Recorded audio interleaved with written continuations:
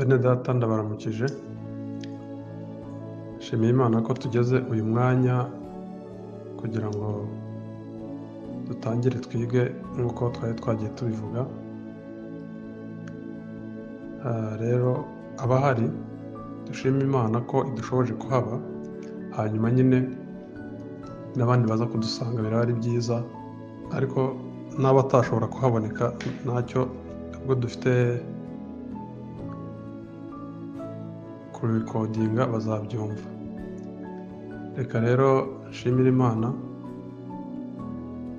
hanyuma dutangire.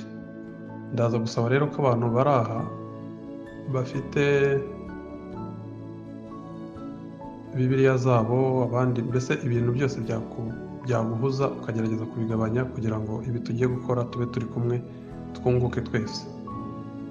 Reka nsenge. Mwami Imana, ndagukunda Mwami kuko wabanje kunkunda. Mwami, abatubanjirije baravuga ngo uri umwami wabo kuko utagira icyo ukeneye uvana mu kuboko kwabo. Mwami, umuntu agize icyo aguha kugira ngo nawe umuhe imigisha n'ibindi byose, Mwami, yaba ari ibifatika by'uyu mubiri, bifatika si nk'aho ibitagaragara nibyo bifatika mu by'ukuri, ariko Mwami, iyo tuvuga ibifatika tuvuga ibi bya nonaha birangirana n'uyu mubiri, birangirira kumva. Mwami, yaba ari byo, yaba Mwami n'iby'iteka ryose, ubugingo bw'iteka, kuzabana nawe mu munezero, gukira ingaruka zose zaje mu isi kubera icyaha.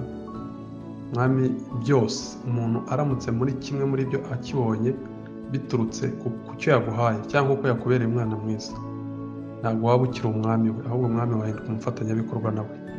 Biragatsindwa rero kuko ijambo ryawe niribyemera ritubwira ko utagira icyo ukura mu kuboko k'umuntu, utaba mu nsengero zubatswe n'abantu. Rero Imana iteye ityo, ihanitse ityo Mwami, kugira ngo tubone ko watwitayeho ugahindukira ukareba hasi mu isi Mwami, ukita kuri twe abantu bapfa, twebwe abantu Mwami bafite intege nke, twebwe abantu kera Mwami abatubanjirije bajyaga bavuga ngo birabashobera, ese ubuzima babwite a living death cyangwa a dying life. Turagushimira rero ko uri Imana iteye ityo nyine, yita ku bantu ntacyo bayimariye, ntacyo badahari yabura. Turagusaba rero ngo tugiye kwiga ijambo ryawe Mwami, naryo ubwaryo kugira ngo turyumve Mwami, nuko wabiduhishurira. Turakwiringiye, ari njye Mwami, ari n'abandi bose Mwami bari aha, ariko buri muntu atega amatwi Mwami, ufungura amatwi y'umutima, ibica muri umubiri bigere no mu mutima, maze Mwami akwizere, akizwe nawe, akwiringire, mubere inkomezi, mubere igitare. Buri muntu wese Mwami muri uru rugendo dutangiye bizaveho agera avuga ngo nta kindi mfite mu isi no mu ijuru, ntacyo niringira usibye wowe Imana yonyine. Wakoze, mu izina rya Yesu Kristo twizeye, amen.